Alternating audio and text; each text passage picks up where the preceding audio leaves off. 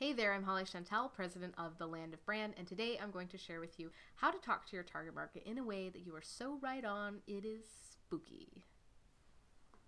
So recently I was doing an interview for I think a telesummit, and they were asking me questions about some of the exercises that I take my Brand Your Awesome clients through.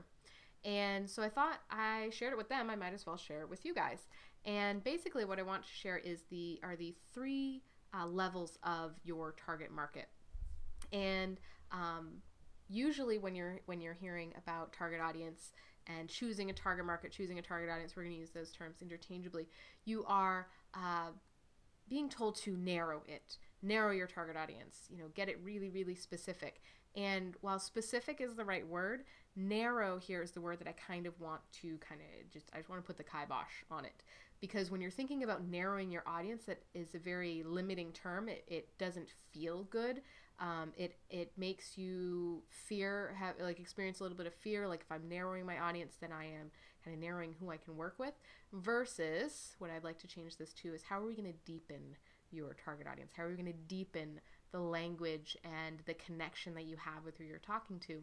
Because when you do that and you're talking to someone very specific in a very deep way, they're going to be magnetically attracted to you. And that's obviously what you want. You want more of the clients that you are meant to serve.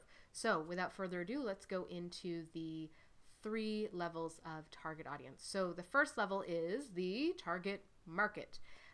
This is what you probably have traditionally worked on before, which is what is the demographic? Are we talking to men? Are we talking to women? Are we talking to both? Are they married? Are they single? Are they divorced? Are they certain age groups, certain kinds of jobs, certain industry?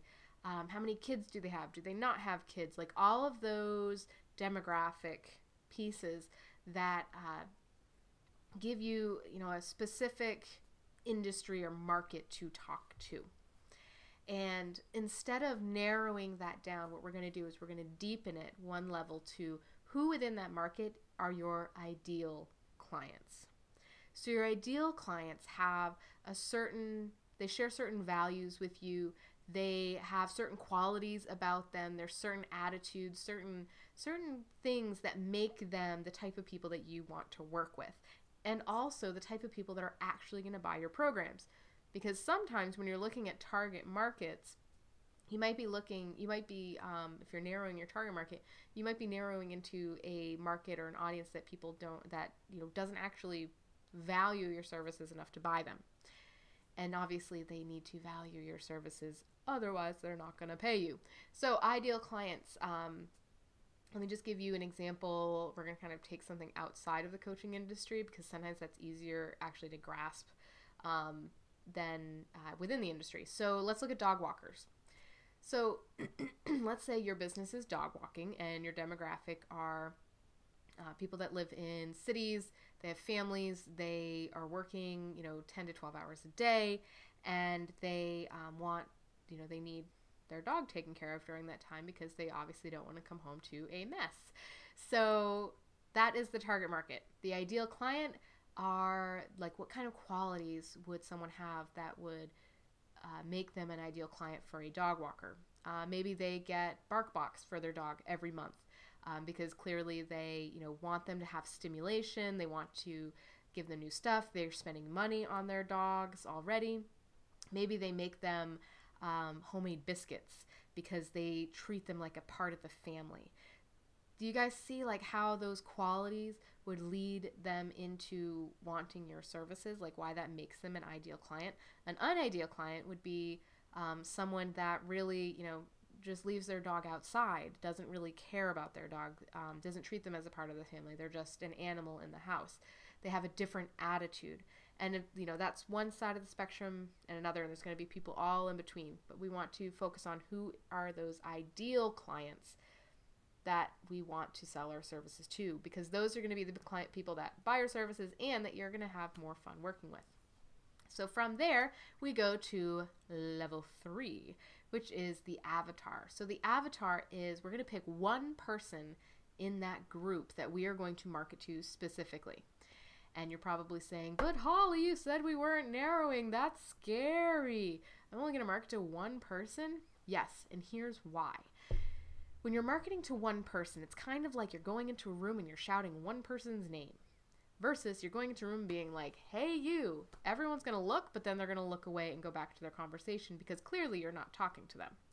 But if I said, hey, Jennifer, Jennifer's going to look and she's going to, you talking to me? That's what you're doing when you're talking to an avatar. You are shouting out specifically to this person, and you're going to use examples and language that they know immediately that you're talking to them, they feel heard, and they see the value in your services.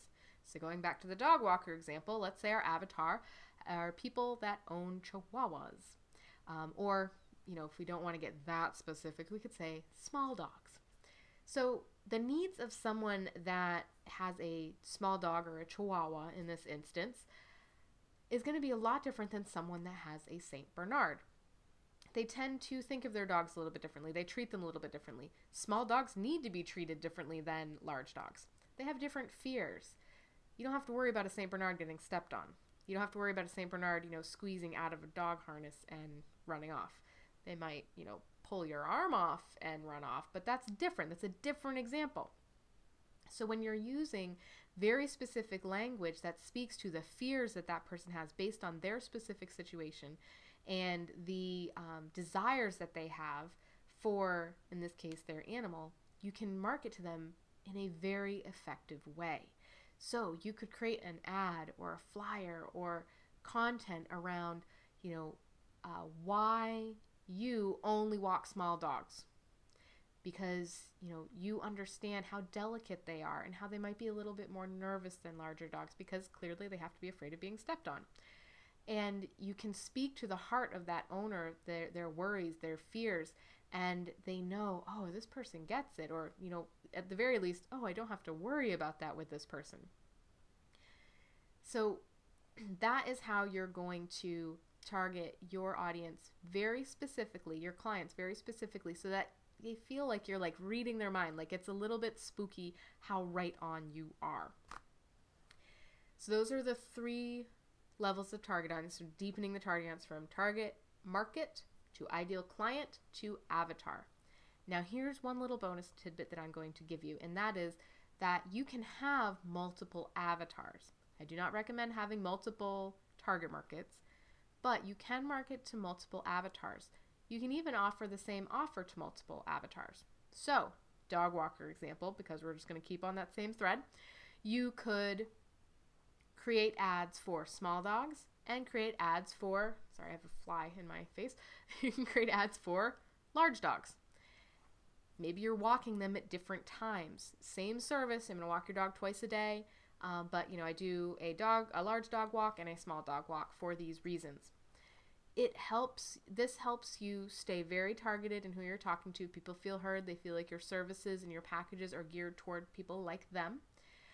But you're still able to serve both of those, we'll say, levels within your audience. So now what do you do with this information? Well, first of all, obviously you could take this and apply it to your coaching business and look at the 3 levels of target audience for you. But what I'd actually like you to do first is take an industry or a business that is not yours, kind of like how I just took dog walkers. Maybe yours is dentists, maybe yours are bakers, just something random. And I want you to apply this to that industry. So what would be the target market? What would be an ideal client? And then what would be an avatar that you could specifically market your services to? And what are the problems that they have? And how are you going to satisfy those as whatever service provider you are? The reason why I want you to do this is because sometimes it's easier to apply concepts to someone else's business. Have you ever noticed that when you can do for your clients, but you can't do for yourself? This is why. You're going to get practice doing this for someone else. And then you can take that, everything you just did, and apply it to your own business because you'll be surprised at how similar they are. And once you get practice, you'll be able to do this in your own business. Piece of cake. So that is, if you liked this video, please share it. And if you're not a part of my community, please join my newsletter. I send out these videos pretty frequently, as well as free webinars, and I would love to get to know you and how we can build your trailblazing business. So I am Holly Chantal, and go ahead and blaze your trail. Bye, everyone.